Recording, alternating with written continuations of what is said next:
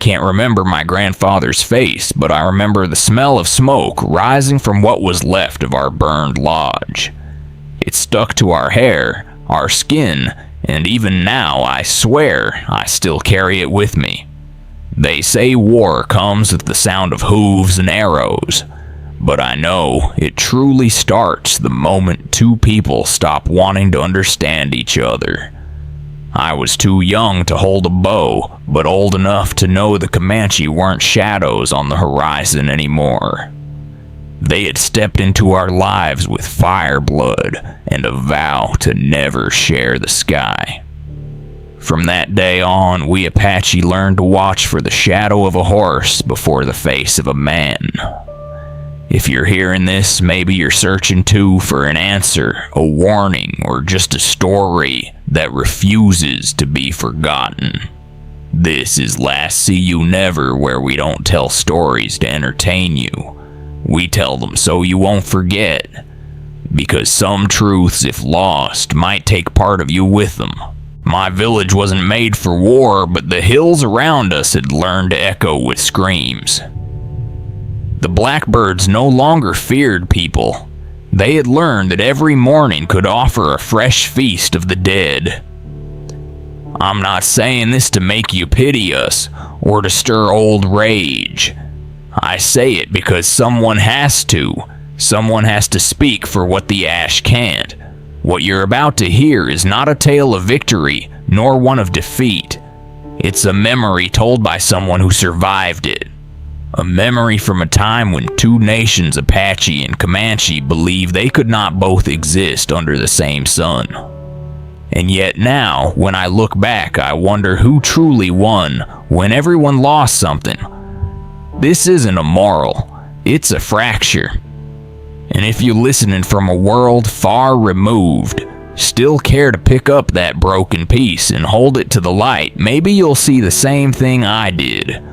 Or maybe not. Maybe you'll simply move on, carrying with you only this one quiet truth. Peace. True peace is sometimes the most expensive thing we ever lose. We used to say that if you couldn't hear the bison, the land was holding its breath. Where I come from, silence wasn't peace, it was warning. Back then, the herd stretched farther than your eyes could see, a dark, moving river of life that fed everything we knew. The bison were not just food, not just hide or horn, they were our rhythm. When they moved, we moved. When they birthed, we waited. When they died, we gave thanks and sang to the wind. That's how we measured time, not by moons or seasons, but by the sound of hooves and the dust that clung to your ankles for days. My father said the bison were the breath of the Great Spirit, and if they ever vanished, the world would start to crack. I thought he was just being old like elders do, speaking in riddles to sound wise. But then one year the bison came late, and then fewer. And then in one valley where we always hunted, they were gone. Just gone. No bones, no tracks, no sign they'd ever passed that way. We thought maybe they'd found better grass somewhere west, so we followed, but the only thing we found were deep hoof prints in dry dirt and old ash from a camp we didn't recognize. Not Apache, not Pueblo, something else, something that didn't belong. That was the first crack. After that, small things started to feel wrong. Fires at night burned lower. The wind didn't carry stories the way it used to. My uncle came back from a trading route with an arrow stuck in his shoulder, not one of ours, not Spanish either, and he didn't speak for 3 days. When he finally did, he said he saw riders who didn't speak but smiled before they shot. He said they moved like spirits, fast and low, and their ponies didn't seem to touch the ground. No one believed him at first. We thought maybe it was a fever dream or the Spanish trying new tricks. But then another village to the north was found burned. No survivors. And the tracks left behind didn't match any we knew. Small horses, narrow hooves, ridden hard and far. Our scouts said they came from the north, crossed rivers where the water still froze at night, and rode as if the land belonged to them.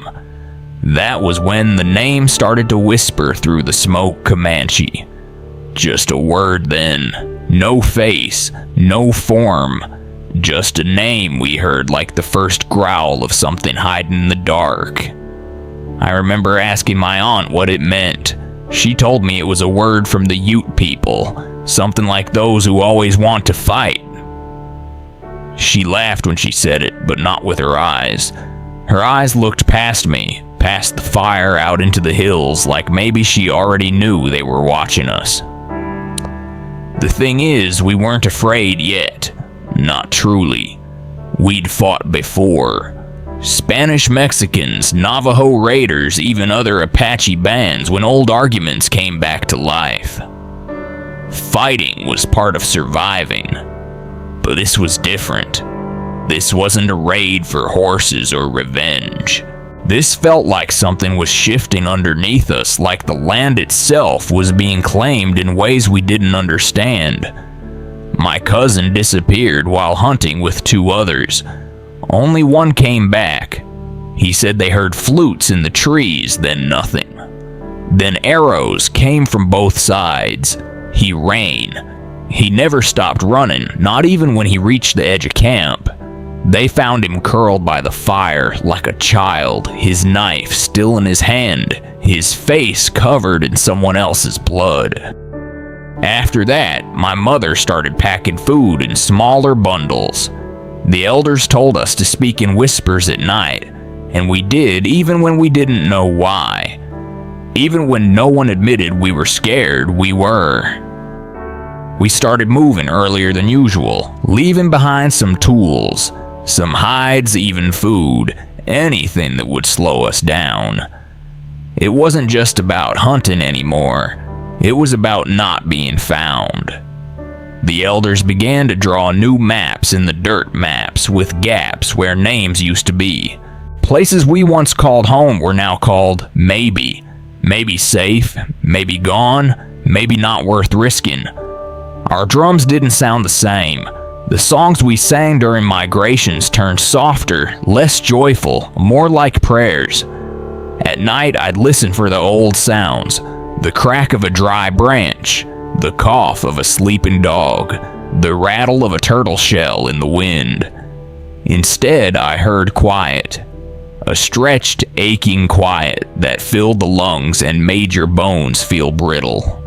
One morning, I found a feather tied with red thread hanging from a branch near the edge of camp.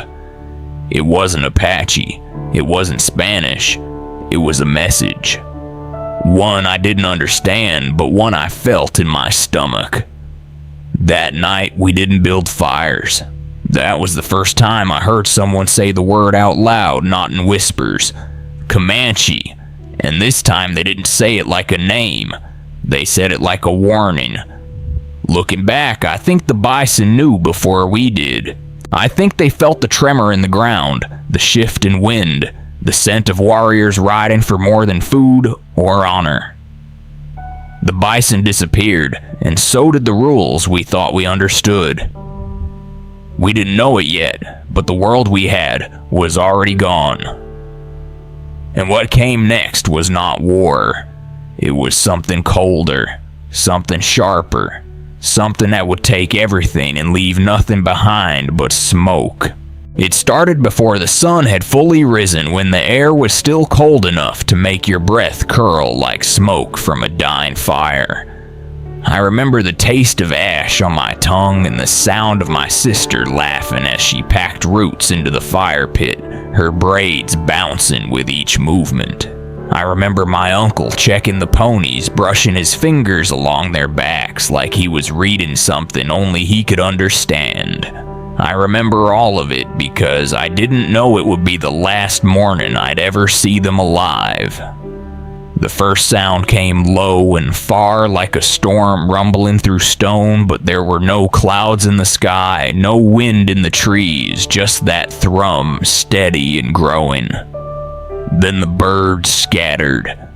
Not in a burst like when a child runs through the tall grass, but all at once like someone had ripped the sky. That's when we saw them crest the ridge, dozens of riders, dark against the early light, their ponies moving fast and tight like water pouring from a crack in the mountain. They didn't shout. They didn't slow. They just came. My cousin called out, but it was too late. The first arrow struck him in the throat and he fell like a dropped basket, soundless and heavy. My uncle ran toward the horses, but the riders were already there, their spears low, their eyes locked faces painted like spirits. One of them leapt from his pony mid-stride, landed without a sound, and drove a blade into my uncle's chest. My sister screamed. I don't remember if I did. I just ran. Behind me, the world fell apart. Screams tore through the camp like fire through dry grass. I heard children crying and then silence. I heard my mother call my name once, maybe twice, and then nothing. I didn't look back. Looking back meant seeing death. Looking back meant dying with them. I crawled into the roots of an old tree by the river, the one my grandfather used to say had been there before the hills rose. I pressed myself into the dirt and covered my mouth with my arm to keep the sobs from escaping. Through the branches, I saw them moving through what had been our home, swift and precise, cutting down anything that moved. They didn't chase the animals. They didn't loot. They just destroyed. Not for gain, not for food, not for revenge, for message. When one of them rode by, I could see his eyes. They were calm, focused, not angry. That's what scared me most. It wasn't fury, it was certainty. Their ponies moved like shadows, low to the ground, trained for turns so sharp the riders never slowed.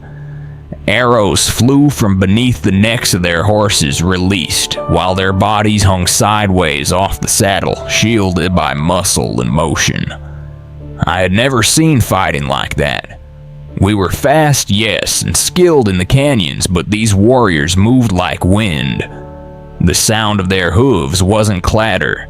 It was rhythm, practiced and perfect, like a song of ending. And for us it was. When they are done, they set the lodges on fire, one by one, in silence. No cheers, no triumph.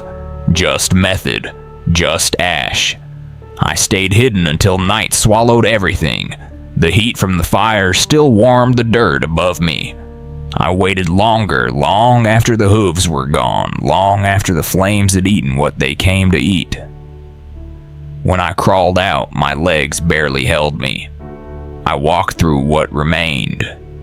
I don't remember breathing. I don't remember crying. I just walked. My sister was still near the fire pit, her face turned toward the sky, her fingers still wrapped around the root she never had the chance to cook. My uncle's body was gone, but his blood marked the place he'd fallen. The others were scattered, some burned, some torn open. I knew them all. Every face, every scar, every laugh that now would never echo again. I found a child no older than 6, sitting by the stream, silent, his hands in his lap like he was waiting to be told what to do. I sat beside him, but he didn't look at me. We stayed that way until the moon climbed high, until the cold reminded us we were still alive. We didn't speak. Words felt wrong. All I could think was that nothing we had, no stories, no ceremonies, no warriors had prepared us for this. We had faced invaders before raider soldiers even hunger. But this was different. This wasn't survival. This was erasure. I used to think our world was strong because we remembered so much, because we honored so much. But now, walking through the smoke of what was once home, I wondered if memory could hold up to fire, if names mattered when no one was left to answer to them. That night, I wasn't just a survivor. I was something else, something torn, something that couldn't go back. After the attack, I stopped using the word Comanche like a name.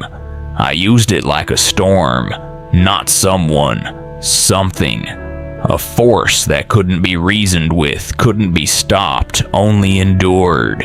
My heart didn't hold hate then, not yet. Just fear, cold, gnawing fear. The kind that stays in your bones even after the fires go out. The kind that makes you watch the horizon every morning, not for the bison, but for the horses that might come again, cutting the sky in half. Revenge is not like hunting. You don't track it with your feet or strike it with your hands. It crawls into you slow until everything you do begins to bend toward it. That's how it started after the attack. There were no tears left, only plans. The elders met in low voices, drawing circles in the dirt, speaking of names I had never heard before, names of Spanish governors, missions in far-off valleys, rivers that cut deep through Comanche raiding grounds. They spoke not of fighting with strength, but with silence, with patience, with bait. And for once we agreed, not because it felt good, but because it felt necessary. We couldn't chase the Comanche on the open plains, not with ponies that hired and hearts that still bled. But we could turn them, bend them, trick them into doing what they'd never see coming. The idea came from an old Lipon chief, a man who had lost half his family in the first raid. He said, "If the Spanish wanted to build a mission, we give them a place to build it deep inside Comanche country. We would smile, we would offer peace, we would point to land that wasn't ours, and pretend it was sacred. The Spanish, hungry for influence and blind to our purpose, would move in, settle down, and plant their cross in the path of the storm. Then we'd fan the flames, quietly, carefully. Leave Spanish items at the edge of Comanche trails, sabotage their hunting parties, and let them find coins, tools, scraps of foreign cloth. It didn't take much, just enough to stir anger to point it in the right direction. At the time, I was proud. I won't lie. Proud that we were thinking instead of dying, that we were using what we knew about our enemies against them. But something in me twisted when I watched the first Spanish wagons roll in. They smiled too easily, dragging heavy crates of metal and faith, building their mission brick by brick, thinking they were spreading peace. I knew better. They weren't planting a church. They were stepping into a fire we had already lit. And when the fire came, it did not whisper. I was there that morning. Not in the mission itself, but near the ridge above it, watching through a tangle of trees with a small group of scouts. We saw the first line of riders crest the rise like a wave, more than 1,000, maybe 2. Comanche Tonkawa Bidai, all together their war paint, catching the morning light. They moved in silence, no drums, no cries, just the sound of hooves and the weight of something too heavy to name. At first, the Spanish didn't even see them. They were preparing for a church service. Some children played near the well. A priest rang a small bell. And then the riders broke forward. They stormed the compound fast and hard, scaling walls, smashing gates, sweeping through the open courtyard like wind through dry leaves. I saw the priest fall first robes, tangled in blood hands, lifted too late. Lay workers tried to flee but were cut down mid-step. Fires began almost instantly, smoke curling around the spire like it belonged there. I remember the sound of the bell as it fell, one last clang, then silence. The Spanish never had a chance, and we never intended them to. Some of our men cheered quietly as we watched, but I didn't. I couldn't.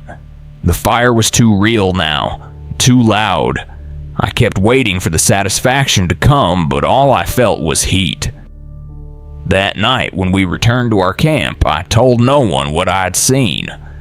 I just lay awake listening to the stories being told with laughter and pride. Stories of how the Comanche had been tricked, how the Spanish had been humiliated, how we had turned two enemies into enemies of each other. But deep down, I knew something was wrong. We had started something we couldn't contain, because the Comanche didn't stop at the mission. They didn't see that as a victory. They saw it as declaration.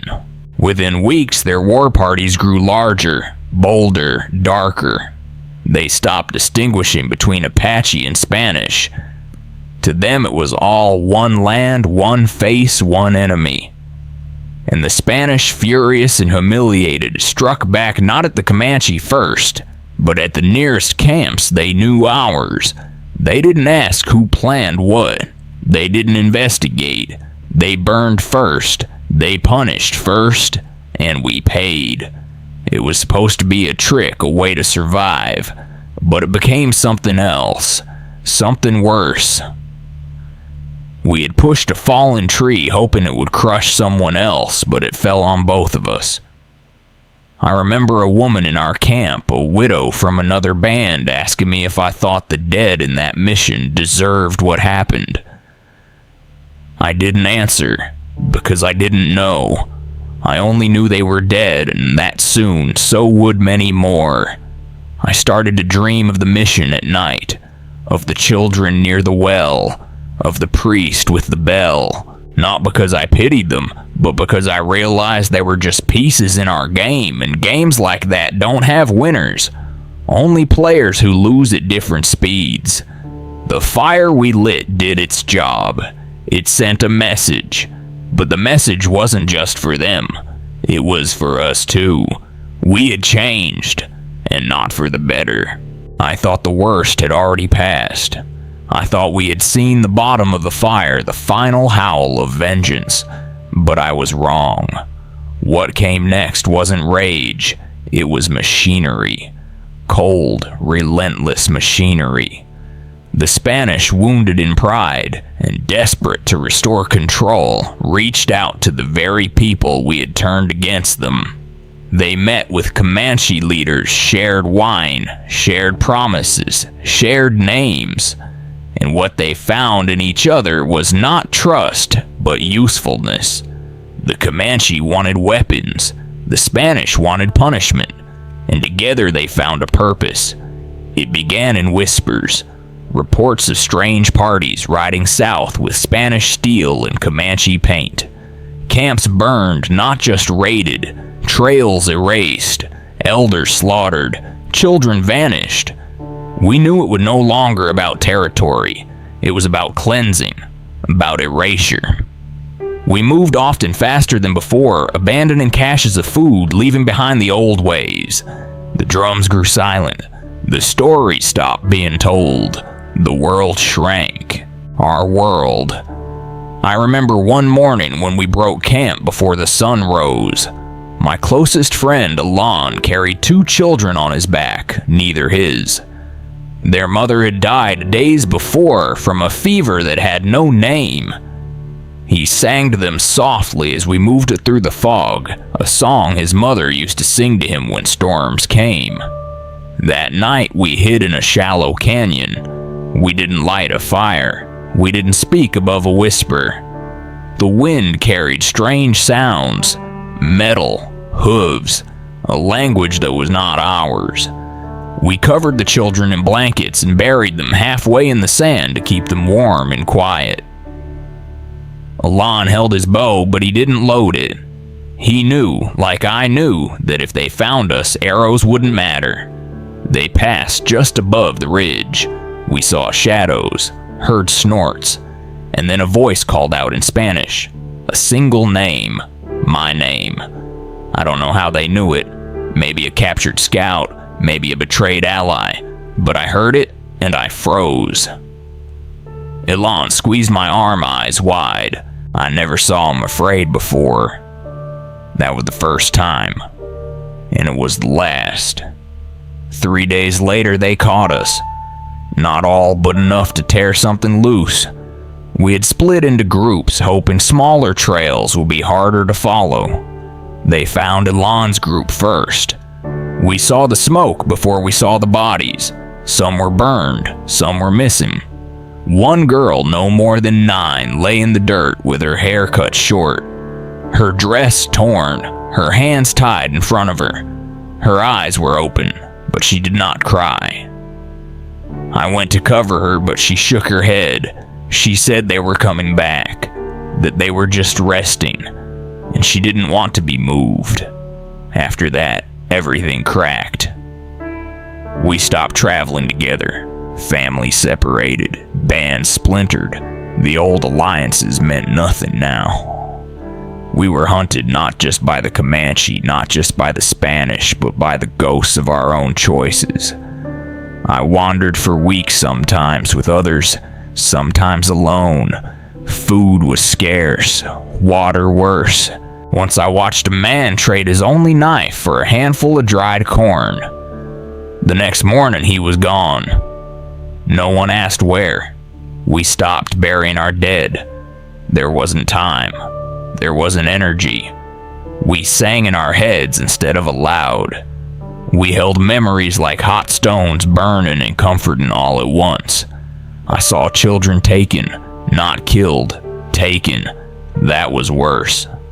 One by one they were led away by riders in Spanish coats or Comanche feathers or both. Sometimes they looked back, sometimes they didn't. Sometimes they were silent, sometimes they screamed, and I still hear them. I found a cave once hidden by moss and silence. Inside were 2 old women and a boy no older than 5. They had survived by boiling moss and catching lizards. When I entered, they didn't speak. They just stared. The older woman pointed to the boy and whispered, "His name is nothing." I asked why. She said, because if he has no name, they can't take it. That night I gave him mine. I don't know how long the war lasted. Not in days or moons. It lasted in losses. In the number of names I forgot. In the faces I saw disappear into the trees. It lasted in the way my hands trembled when I tried to light a fire, not from cold, but from memory. Every flame reminded me of burning homes, of bodies of silence. They say the Comanche grew stronger from the alliance that they hunted us into the mountains, that they controlled the plains. Maybe that's true. Maybe they won something. But when I looked into the eyes of the warriors who chased us, I didn't see victory. I saw hunger, not for food, for something that couldn't be filled, something hollow.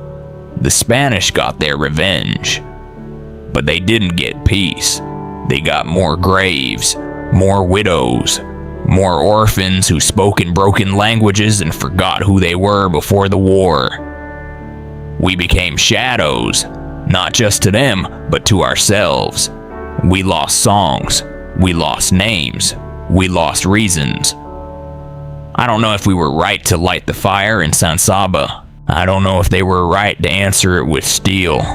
I only know that the fire didn't stay where we left it. It found us all, burned through us all. And when there was nothing left to burn, the wind came, and it sounded just like breathing. It didn't happen all at once. Nothing ever does. But one day the hate started to feel heavier than the hunger. We were tired. Not from running, not from hiding. From remembering. From carrying names that only brought pain, from watching the young ones grow up learning more about loss than about songs. The elders stopped talking about revenge. The warriors stopped sharpening their blades every night. The smoke from our fires didn't smell like rage anymore. Just wood, just warmth. And that was when someone finally said it out loud. Maybe we should talk to them, the Comanche. The word still sat in our chest like a stone, but it no longer burned. We knew what they had done.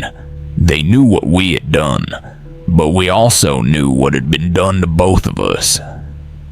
We had both buried children. We had both eaten cold roots through long winters. We had both traded pieces of ourselves just to keep breathing.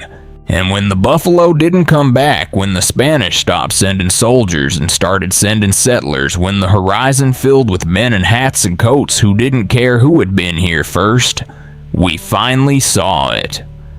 We weren't each other's enemy anymore. We were what was left. I was there the day we met. Not in war, not in blood, but in silence. A dry canyon in the high plains, late summer, the grass brittle and yellow. There were no banners, no drums, no weapons. Just a circle of people who had lost too much to keep losing. I didn't recognize the faces, but I recognized the eyes. Eyes that had seen fire. Eyes that had watched brothers fall and not had time to bury them. One man stood tall, wrapped in a blanket that looked older than the hills. He spoke first, his voice low, slow. He said he didn't come for peace. He came for memory, for the chance to say his sons had not died for nothing. And then he sat down, and no one spoke for a long time. When it was my turn, I didn't know what to say. I looked at the ground, then at the sky, then at the people who had once chased me through rivers, who had once burned my home. And all I could say was this: we lost more than lives. We lost who we were before the war. That was enough. Heads nodded. No one clapped. No one smiled. But something shifted. Not healed, just shifted. We agreed on little things. Shared hunting routes. A warning system for settlers moving in from the east. A way to send word without drawing weapons. It wasn't much, but it was something. A thread in a place full of ash. We didn't become allies. We didn't become friends. But we stopped being ghosts to each other. That was enough. Or it would have been, if we had been given time. But the Americans came like the wind we'd ignored too long. First as traitors, then as law, then as claim. They didn't ask who the land belonged to. They said it belonged to them now. And when we spoke, they called us angry. When we stayed silent, they called us weak. And when we resisted, they called us savage. I watched as Comanche camps burned the way ours once had. I saw their horses fall under the bullets of men who shot not from horseback, but from rail lines and high towers. I saw their women chain their children, rename their stories, twisted into something they couldn't recognize. And I wept because I knew that pain. I had lived it. And yet we had spent so long trying to destroy each other that we had forgotten how to stand beside each other when it mattered most. Some Apache did fight alongside them in those final days. Old enemies turned desperate allies. I knew a man named Toka who once raided Comanche camps for sport, but died guarding a Comanche child during a raid from the Texas Rangers. His last words were not in anger, they were in Comanche. He had learned it in secret, because he wanted to understand even if it was too late to change. Now when I sit by the fire, I think about that circle in the canyon. I think about what it meant to say nothing and still be heard. I think about how long it took us to see the real enemy wasn't across the river, but across the ocean. And I wonder what could have been different if we had realized sooner. The war between our people didn't start in a day. It started in fear. And fear once fed grows wild. It eats truth. It eats trust. It eats future. By the time we found the words for peace, the world no longer cared to listen. It had moved on, building fences where we once ran free, digging graves, where we once danced, paving roads over the bones of those who never got to forgive. But I remember, and so do others. And if you're hearing this now, know this. Our war was not noble. It was not glorious. It was a wound we gave ourselves while someone else sharpened the blade. And peace, real peace, was not what we lost in the fight. It was what we never gave ourselves the time to try. I don't tell this story to open old wounds. I tell it because some wounds never closed and silence only deepens them. I tell it for the names no longer spoken, for the songs that now only live in the wind, for the faces carved into memory by fire and smoke. Our people did not vanish. We were not erased, but we were broken. Broken by each other before the world even tried to finish the job. There are still those who ask what the point was, why the Apache and Comanche couldn't share the land, why the hatred lasted so long. And the truth is, we forgot the land wasn't ours to begin with. It belonged to no one. It asked for no blood. It offered itself freely, and we filled it with fury. Not because we were born enemies, but because we were told survival meant isolation, that every other breath was a threat, that peace was weakness.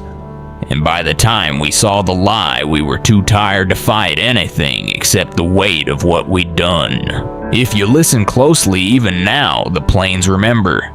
Not with sound, but with silence. The kind that follows after too many voices have gone quiet. The kind that waits for someone not to fix what happened, but to carry it with care. Maybe that someone is you. You don't have to be Apache to understand what it means to lose your people. You don't have to be Comanche to know the weight of regret. All you have to be is human. And if you are then take this story with you, not as a lesson, not as guilt, but as memory. Memory is what kept us alive when everything else was taken, and maybe it's the only thing left that can still heal. This is where I end my telling. But it's not where the story ends, because as long as you remember it, it still lives. And if it lives, maybe someday someone else won't have to carry it alone. You've been listening to Last See You Never, and if you made it this far, then maybe you heard us.